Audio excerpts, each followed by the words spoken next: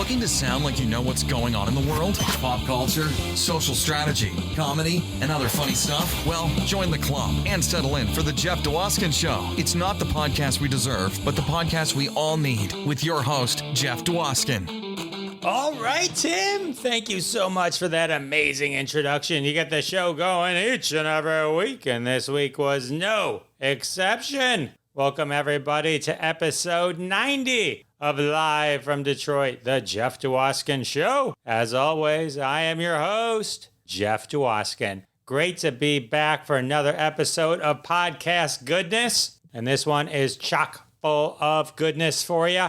It's our final episode of 2021. We've been going for about a year and a half, but this is our first full calendar year. This ends our first full calendar year. 2022 is going to be amazing. Before we get to 2022, we got to end 2021 with a bang. And a bang it shall be. Our guest today is Richard Karn. That's right. Al from Home Improvement's here. We talk all about home improvement, how he landed the role of Al Borland. Richard also hosted Family Feud, so of course we talk all about that. You know I love the feud. We also talk about Bingo America, the many Christmas movies Richard's been a part of, how Richard dealt with his very own death hoax, and his new show with Tim Allen called Assembly Required. All that and so much more coming up in just a few minutes. I can't believe the year's over, and as I look back, I can't believe what an amazing year it was that I got to share with all of you. This year alone, I talked with Candy Clark from American Graffiti, comedian Alonzo Bowden, Ted Neely, Jesus from Jesus Christ Superstar, Burt Ward, Robin from Batman, Ted Lange and Fred Grandy from The Love Boat, Isaac and Gopher, Ed Asner, Carol Baskin, Ed Begley Jr., Dee Wallace, Paul Provenza, 1977 Spider-Man, Nicholas Hammond, Isaac Whitlock Jr., and the list goes on and on. It has been such a joy to talk with all of these amazing people and share those conversations with you. I do hope you enjoy listening week after week as much as I enjoy talking to these amazing people and bringing it to you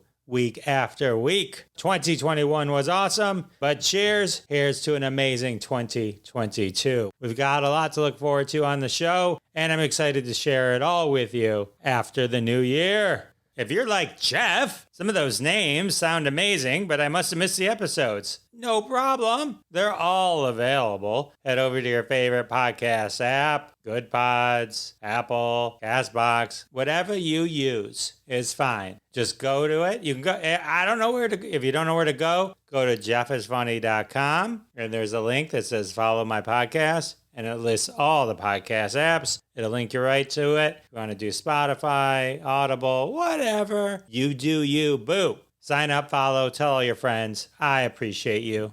Thank you very much. And now it's time for the social media tip. All right, this is the part of the show where I share a little bit of my social media knowledge with you. A little 411 I picked up on the street. I've been in the social media game for quite a long time, and I love to share tips and things that I learn so that we can all raise our social media game together. I figured since it's the end of the year, I'll wrap up with a few reminders of some cool tools that I think you should have in your social media belt. One is the Fireside Chat app, firesidechat.com/Jeff Dwoskin.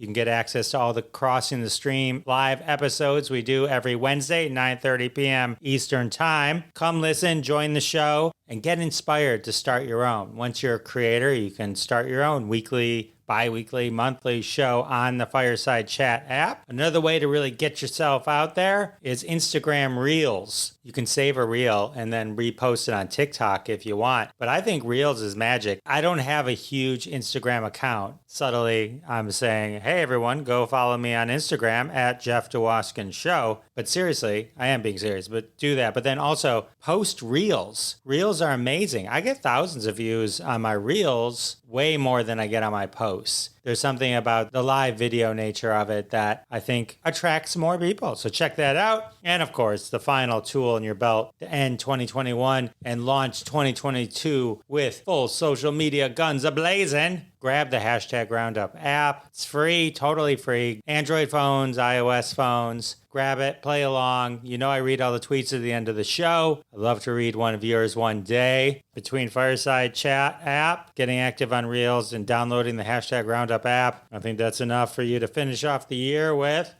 And that's the social media tip. I do want to thank everyone in advance for their support of the sponsors. When you support the sponsors, you're supporting us here at Live from Detroit, the Jeff Dwoskin Show. And that's how we keep the lights on. Today's interview sponsor asks, are you looking for a hammer, a saw, a screwdriver? Not sure what type of screwdriver? Well, head over to Harry's Hardware. They've got every type of screwdriver you can think of. Phillips, flathead, an assortment of ones you can buy and never know what to use them for, but look great hanging on your tool wall.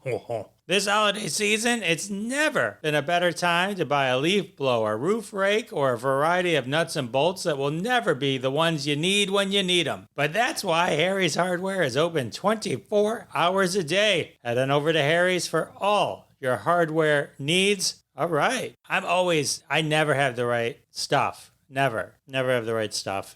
So it's good to know that Harry's Hardware is open 24 hours a day. Check them out if you need any hardware stuff, hammers, whatever. Well, I think now is a great time to pivot over to my conversation with Richard Karn. Get ready for an awesome chat about home improvement, assembly required, Christmas movies, Air Bud movies, death hoaxes, and of course, the feud. Family Feud, that is. Enjoy. All right, it's time for the Jeff Dwoskin Show Celebrity Edition, introducing the star of Home Improvement, Pen 15, Family Feud, Bingo America, and so much more. I'm your host, Jeff Dwoskin. Richard, are you ready to play the feud?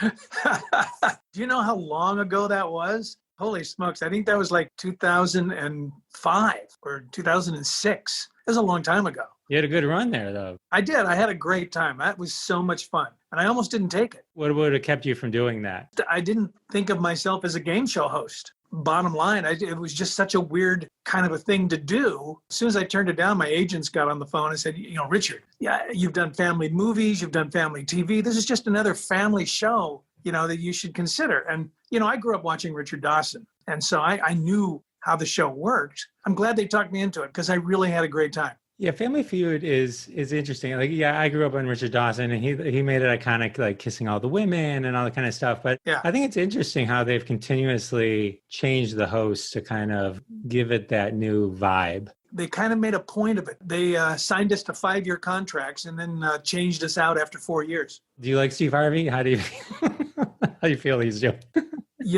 Steve is exactly, I think, what they really wanted. They wanted Al Roker. And Al didn't want to leave New York, so they chose me. Got it. They must have got confused because you were Al on Home Improvement. So they're like, "Wow, we'll just get a different Al. We got a different Al." Well, one of the producers, I had done a show with her the year before. I did the pilot of To Tell the Truth with, oddly enough, John O'Hurley as the host. Oh, I think that they have that now with no, not To Tell the Truth. Which is To Tell the Truth where one of them's a liar. Is that? Yes. Yeah, I love that show. They brought it back recently. The star of Blackish is the host with his mom. Okay, well, that would have been a good gig, too. I always wondered about that because, Drew Carey did that. He went from being this big sitcom star. Yeah. And then to The Price is Right. It's got to be a good gig. It's a day, it's a consistent gig, but it's a different thing. The gig was like a piece of cake. I only worked on the weekends. We did 12 shows, 6 on Saturday and 6 on Sunday. Oh, because you do it back to back to back to back. Back to back to back to back, yeah. Everyone just bring a change of clothes so it seems like it's a different day or something. I had lots of suits. I was ready to go into a question. I actually had a question ready for you when I was bringing you in. And then you got sidetracked, right? So I was just like, are you ready to play the feud? I actually had one ready for you to go. Just, it was all Family Feud prepared. But we can go into, if there's a lull later, I'll go into, I have some Family Feud questions. Okay. I did have a question for you. I have some Family Feud questions. I come from a a data background. So I'm actually curious about this. When the people are surveyed, is it open-ended answers? Meaning like when you say, we asked 100 Americans how much to tip for good service, can they write in anything they want? Or was it like... Well, it's no writing. They don't write it down. They say it. It's all verbal. But they can answer anything. It's not like, of these 10, which do you do? And then they do that. No, they don't. They have to come up with their own stuff. Which is why sometimes some of those answers are so... Exactly. I mean, it really it leaves itself open to, some very seriously funny stuff inside people's minds. Well, you're asking 100 random people a question. What do you put on a hamburger? Or something. Yeah. They can say anything. And so it's like, some of those answers, it were like 2 people said it and it was like okra or whatever. Right. Well, you've got to remember, this is 100 people that'll actually answer their phone and take a survey. It's not just 100 people. It's 100 people that are willing to put the time in. Exactly. They've got the time. They've got time for the pain. Okay. That answers so much. That answers so many questions. I think that's maybe why, all of our polling has been so skewed. Nobody wants to answer the phone anymore. There's been too many cold call, robocalls and stuff like that. People are just tired of it. The greatest thing AT&T ever did was put in the spam risk thing. Yeah. And it's like, I'm guilty of it too. It's like, you almost have to tell people like, this is my phone number, because if you call me and there's no caller ID, I'm not picking it up. It's like, I'll let it go to voicemail and then I'll be like, oh no. And then I'll call. Right. Sorry, Mom. Mom, did you just call me? I'm sorry. I was in the... It's weird. You think I'd have your number in my phone. I was in the third dimension, yeah. Oh man. Okay. So, but you did Bingo America too. So you must have dug doing game shows. Well, I mean, that was just like kind of a quick opportunity after I left Family Feud. It was so funny because, it's bingo. It's Bingo America. People liked the show. I mean, it was a fun show, but the demographics weren't what they expected. And I don't know what they expected because it's bingo. It's like, okay, you can kind of see the demographics maybe in, what's the one that's usually has very risque answers? Match Game. That might be a lot more fun for college kids to watch. But bingo, I don't know. I don't get that. It wasn't my point. I mean, it wasn't my place to say. It's just that when they said, well, we're not getting the demographics we want, I go, well, you are. It's just not the ones you want. Did you replace Patrick Duffy or did he replace you? I didn't go deep. When I Googled it, I didn't even realize he was the host until looking. I think I replaced Patrick Duffy. And I think I remember getting a phone call from him going, thanks a lot. Oh, man. That's funny. At least he had a sense of humor about it.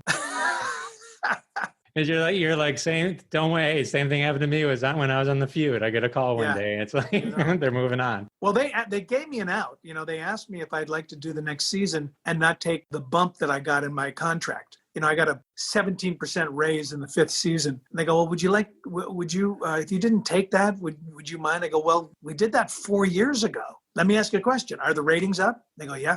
Are you happy? Yeah. Then what's the problem? I mean, you guys they're Bertelsmann. They own American Idol. They own a million things. It's not like they were worrying about money. Right. Or my 17%. Every time you hear one of these stories, it's always some weird... Bottom line, usually. Yeah. It's like, well, on this ledger, it may sound better if we move on. It's like, they don't care that you're beloved. My daughter's addicted to the current version. She wouldn't have been alive for years or to watch it around, but so nothing personal.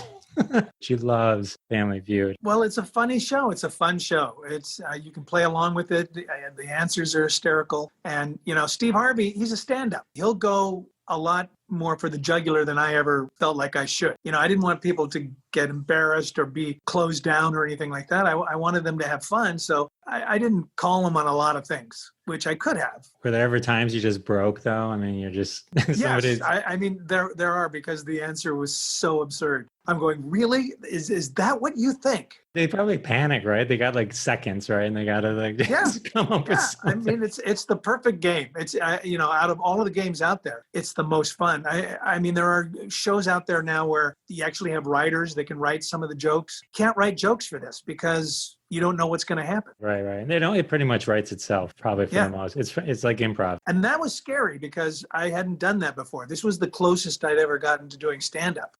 Just my fortune that I was around Tim and a lot of stand-ups before that, watching how their minds work, how they do stuff. Because I was theater, it's all written down. In the moment, you don't have to search for something funny to say. It's already written. But you're funny. You're like naturally funny. You got a thing. Well, but you don't know that till you're like, you have to do it. It's just an air about you that kind of brings it out. So that's cool. All right. So I know what I wanted to talk about. The death hoax. So you've had 2 death hoaxes, and we're talking now. So I'm guessing it's not sensitive since you're alive. I taped this last year. Yeah, I knew all the questions you were going to ask. I know. It's like all these interviewers, they ask the same stuff.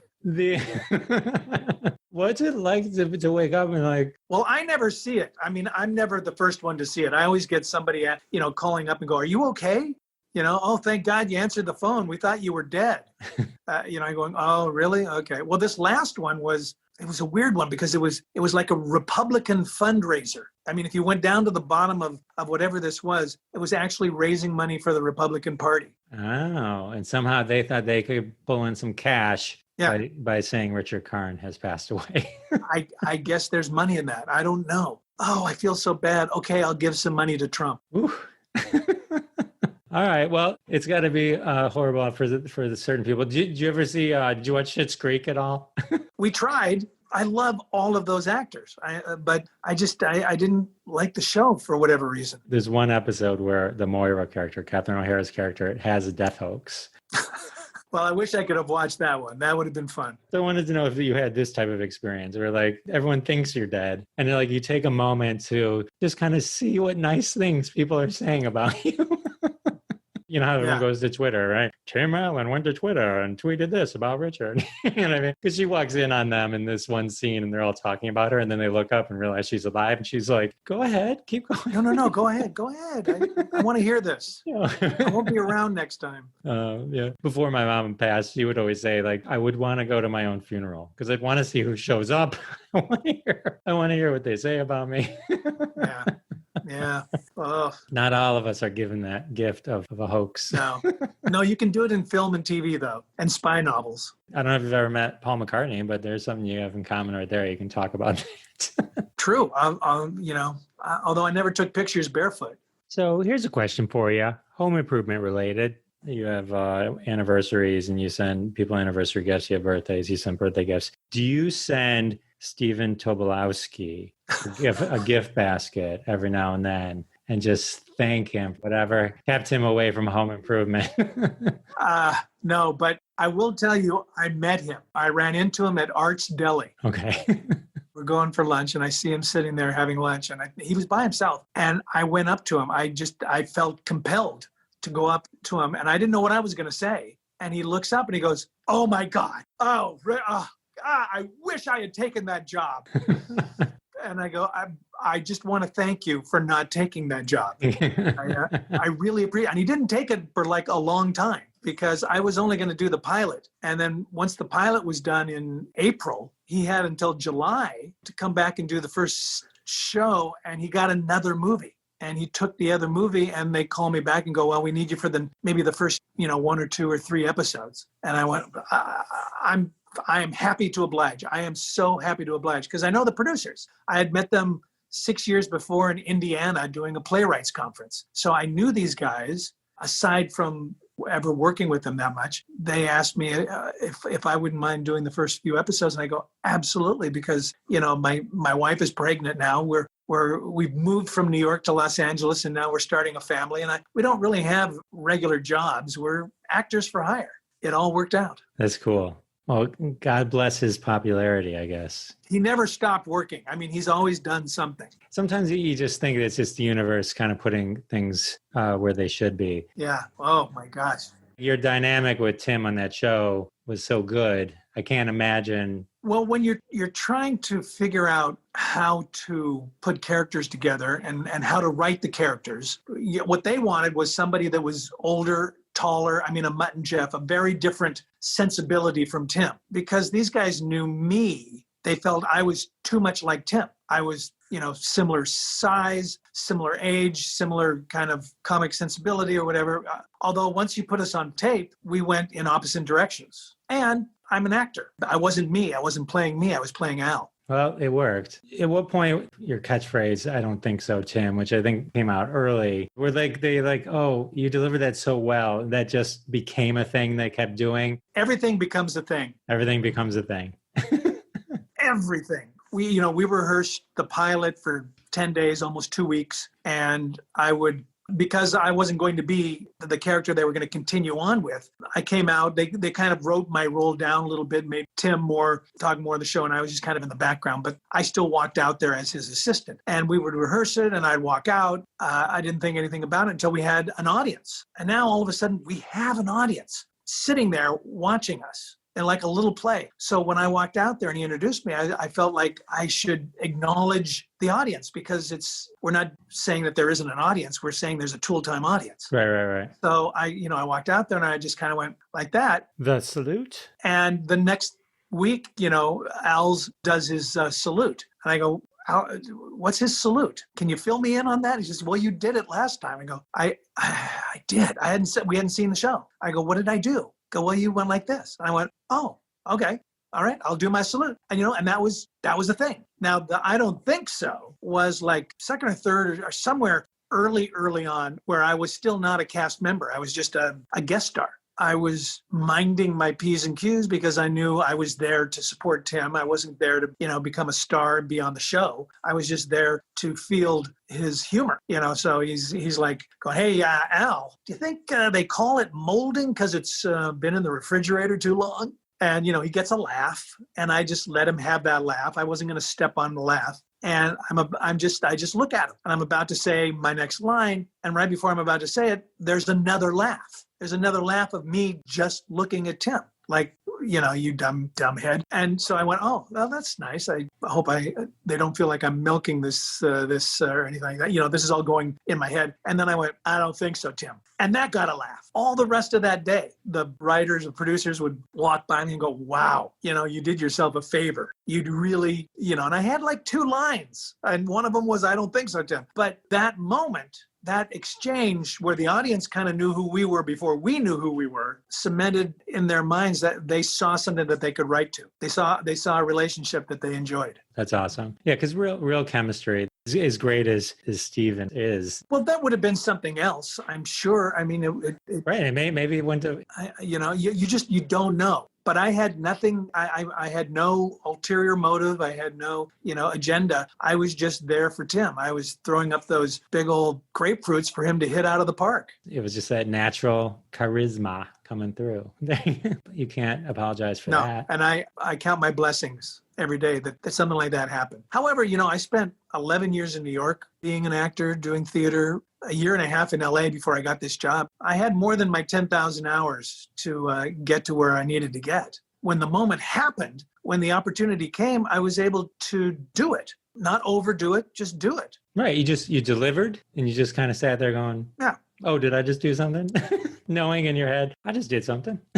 Yeah, I get it. Well, it's you get a laugh and you awesome. feel, because it's great to have an audience. I mean, it really is. Stand-up now without an audience is really hard for a lot of those guys, because they need the feedback. They need that energy. And my background being theater, I loved having that energy. That's why it was great to have an audience right there for Tool Time, even though, for the most of the time we didn't play to them. But every once in a while, because of the show within the show, we could play to the audience. It was a really good dynamic. I had one friend that wanted me to ask you a very specific question about a nomad that got crushed by an I-beam, and it wanted to know if the car really was destroyed because he cried a little inside when it happened. Oh my God. We got cards and letters from people like we were killing baby seals. They were so upset. They really were. The thing is that we took the shell of a Chevrolet, like a Nomad, but it wasn't a Nomad. We just dressed it up to look like one. And so when the camera pulls back and you see the red car there and the I-beam comes down on it, I'm 20 feet from this happening, and it happens so fast. The metal goes right through metal. It was hysterical. It was like you want to laugh, want to enjoy the moment, but you can't because you're on camera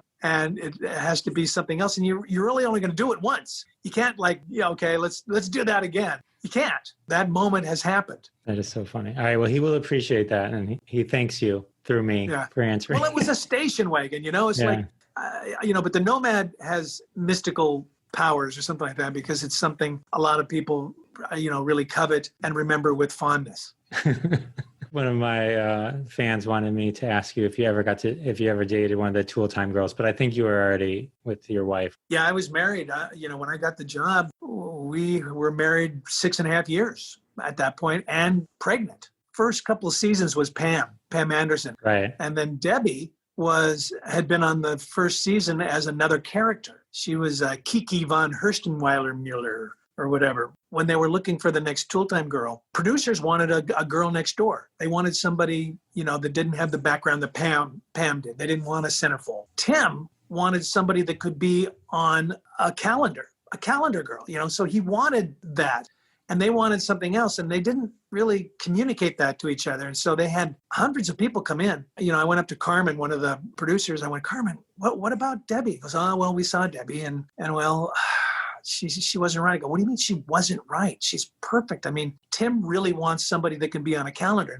And Carmen stops and goes, what? He wants a girl on, oh, okay. Well, they went back and they looked at her again, and she was cast.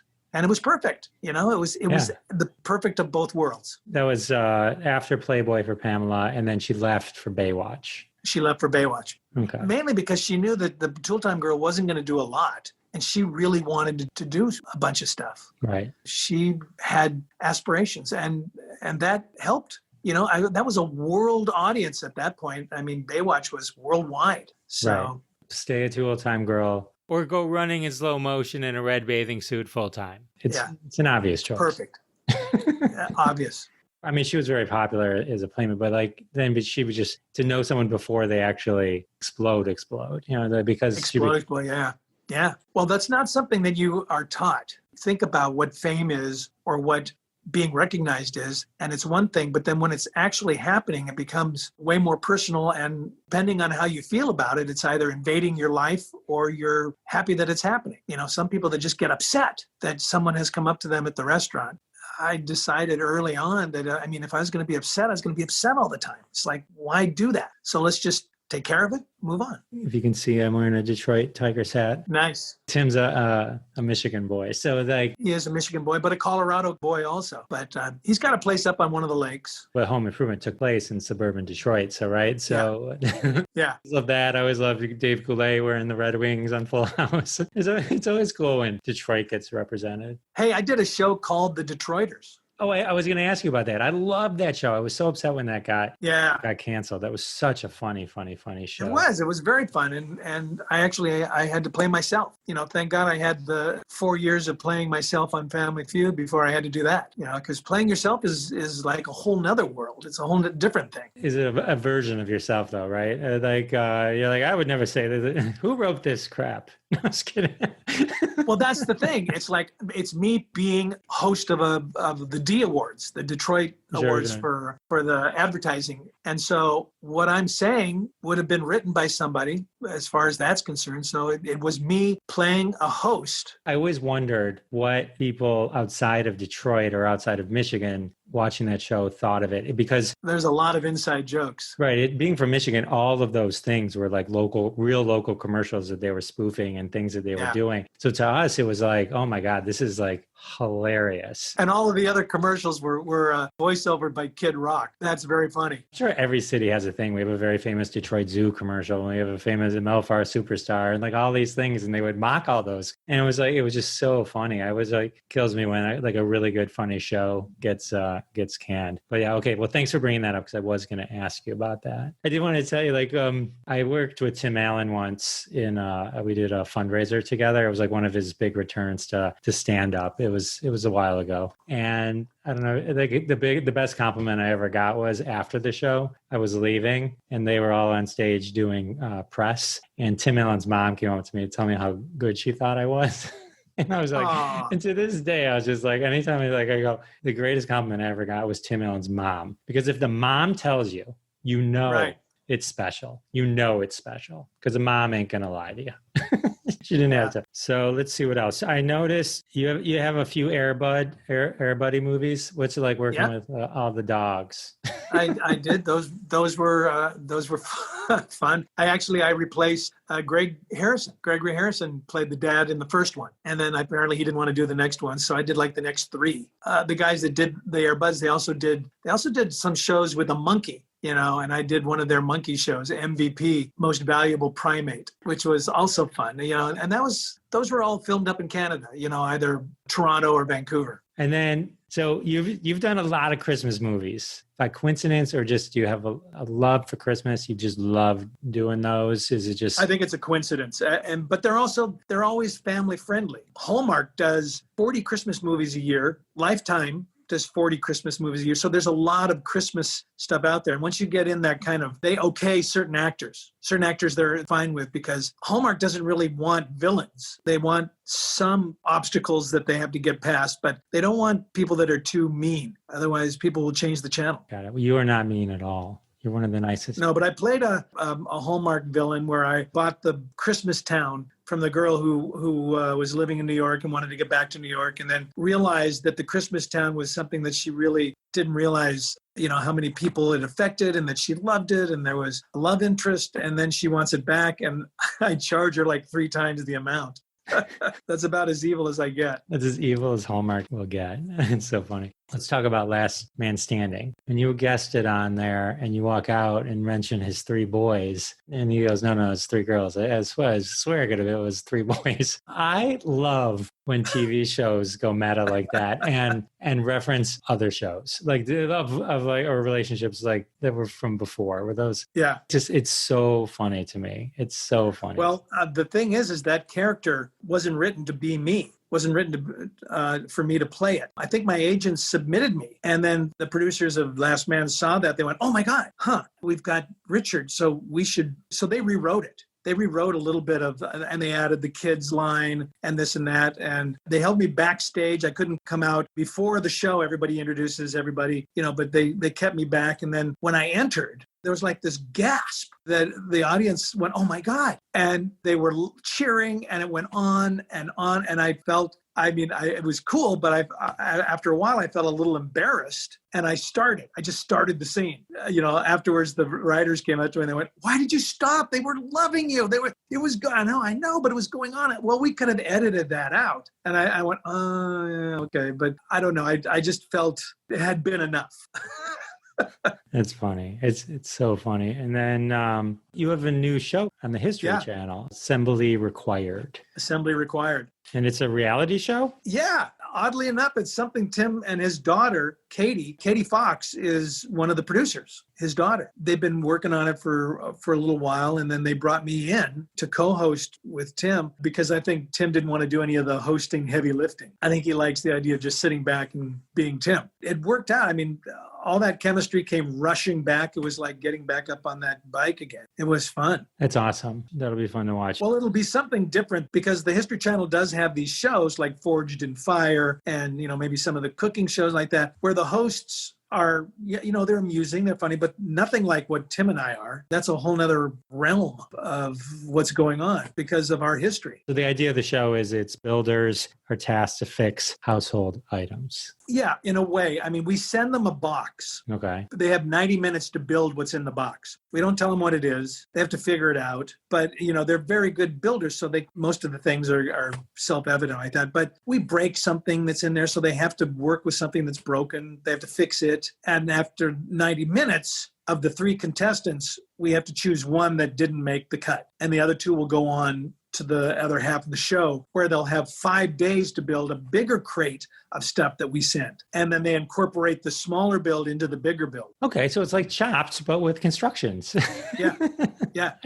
And we had guys, we literally had a NASA rocket scientist who couldn't get it done in 90 minutes. It was like, we saw how brilliant where he was going, but it didn't work after 90 minutes. He couldn't do the time. And that's part of the game. You got to factor those things in. It sounds like something I will be very excited to watch. I hope so. My God, we talk, there's a lot of footage. And in my mind, I'm going, can they use any of this? I mean, we're just talking, going off on tangents, and I have to reel Tim in. He'll ask somebody a question, hey, that thing that we gave you, what did you think about that? Because, my friend Jay in his garage, we did, and after like 5 minutes of Tim going off, I would finally go, Tim, let them answer your question. It's like I all of a sudden became Al. I had to become Al in real life. That's so funny. The idea of being a contestant on that would give me anxiety. My marriage can barely survive a trip to IKEA. Yeah. Well, there are people that all of a sudden the camera's rolling and they feel like they have to perform. And that can kind of get in the way of their process because they're performing and they're not performing. Right. They don't want to get cut. But it's about the elegance of what they build. When it comes down to it, we're not voting on their personality. We're voting on, how they build what's at hand. And then I just started this show. I've seen episode 1, even before I knew we were going to talk. And you're in Pen 15. And it was on Hulu.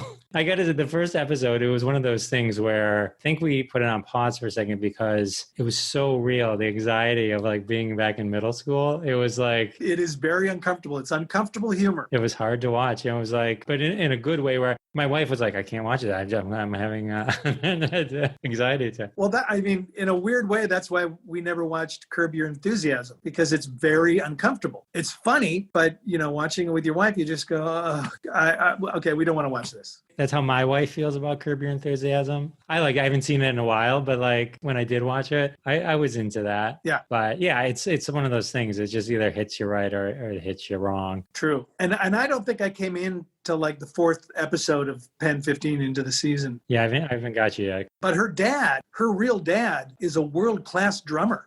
Peter Erskine. Really? He played with the Weather Report. Oh, wow. World-class jazz drummer. And she wrote me, I'm in a Steely Dan cover band. I'm the drummer for a Steely Dan cover band called Stealing Dan. Which is, funny on a lot of levels. That's a great name. Peter tried to teach me, show me how to look playing drums and failed miserably, but I guess I looked okay. And her real mom plays her real mom. I was talking to a comedian friend of mine, Bill Dwyer. He used to host BattleBots. And he's like, I was listening to Pen 15 and they're watching BattleBots and it's my voice. I should get paid for that. Yeah, that's exactly what he said. Yeah. Because I immediately called my agent. I think they did have to pay a licensing fee, so I don't know if he gets it. No, I don't know, but it's funny.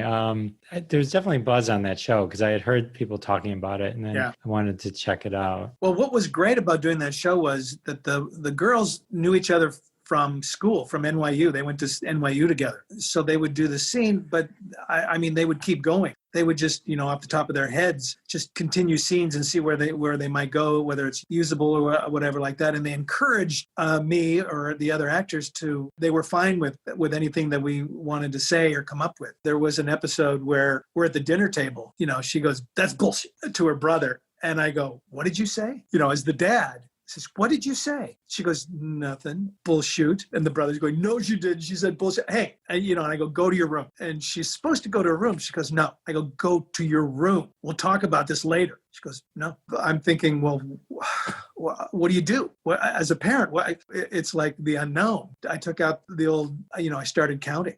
I went 1, and her eyes went, it's like, and I went 2, and then 3, I started getting up, and she like scurries out of the room. She comes back laughing and goes, oh my God, that's what my dad did. My dad did that. And I go, oh, well, good. I'm glad we found that. It's so funny. Okay, I want to wrap up. I want to put you on the other side of the feud. I'm going to ask you a couple questions, and then I have the answers and the people that voted for him, okay? Okay. Richard, you ready to play the feud? Let's do it. All right. 100 people surveyed, top 6 answers. We asked 100 Americans, how much do you tip for good service? 20%. Show me 20%. That's right. That's the number one answer. Is that the number one answer? 39 people out of 100. Well, it depends on 20%. where you live because some people just double the tax. Yes, I always do 20% because it's just so easy. You do 10% and then double that. Right. And double the tax, if you're in New York or California, that's 18%, somewhere about. Perfect. All right, ready? Okay, 100 people surveyed. Top 6 answers on the board. Name something you might eat with a hamburger. French fries. Show me French fries. You're really good at this. Well, you're giving me softball questions. I know. I didn't want to come up with ones that were too hard. I like the one where he asked, what month do you start showing pregnancy? And the girl went, September. Made perfect sense. That's when she started showing. I think that's a perfect place to wrap it up. I can't go out on a higher note than that. Thank you so much for hanging with me. It was a lot of fun. I had a good time talking with you. Well, as Tim Allen's mother said, you did such a good job. Thank you. Now it'll be like Tim Allen's mom and Richard Karn, both. Sweet. Is there any place people can kind of keep up with you? What's going on? On Twitter, Instagram? I'm on Twitter and all that, but I'm not really good at that kind of stuff. Although, once the show starts going, they have a team of people that throw stuff out there or give me stuff to throw out there. So, but I'm on Twitter as I think the real Richard Karn. I'm not very diligent about it. So if you tweet or send Richard a message, just be patient. He'll get back to you eventually. Yeah. Yeah. Thank you so much for hanging out with me. I really, really appreciate it. All right. Meant a lot. You're welcome. All right. How awesome was Richard Karn? So many great stories. Definitely check out his new show with Tim Allen, Assembly Required. I hear a new season is coming your way. So much fun. I should have asked harder Family Feud questions, shouldn't I have? I shouldn't have gone so easy on them. Anyway, that was a lot of fun. You know what else is a lot of fun? Playing hashtag games on hashtag Roundup. That's right. As we near the end of the episode, it's time to read tweets from another trending hashtag from the family of hashtag Roundup games at hashtag Roundup on Twitter. Follow us and play along all day, every day. Also download the free hashtag Roundup app. What? The same app from the social media tip? Yes, the same one. Download the free hashtag Roundup app. Play along with us, and one day one of your tweets might be read on Live from Detroit, The Jeff Dwoskin Show. Fame and fortune await you. This week's hashtag, keeping with the theme of the show, our guest Richard Karn, Al Borland from Home Improvement. So, of course, we need to read tweets from hashtag Home Improvement Songs and Bands, the ultimate hashtag mashup game, which takes home improvement things and mashes them up with songs or bands. Brought to you by Dangerous Tags, a once weekly game on hashtag Roundup. So exciting. And here are a few of my favorite hashtag Home Improvement Songs and Bands. Who's down with PVC? You know me. Express yourself. I can saw for miles and miles. 9-inch nail guns. Grout, grout, let it all out. I apologize for the singing, but I think it helps a little. Not a lot, maybe. Sawdust in the wind. That was bad. You can call me Al. Yeah, Al Borland. When I think about you, I hang my shelf. I saw her standing there. Get it? Saw. Purple drain, purple drain. We're an American band. Saw. We're an American band. Saw. Yes, I said it twice. Pink Floyd's The Load-Bearing Wall. DIYMCA.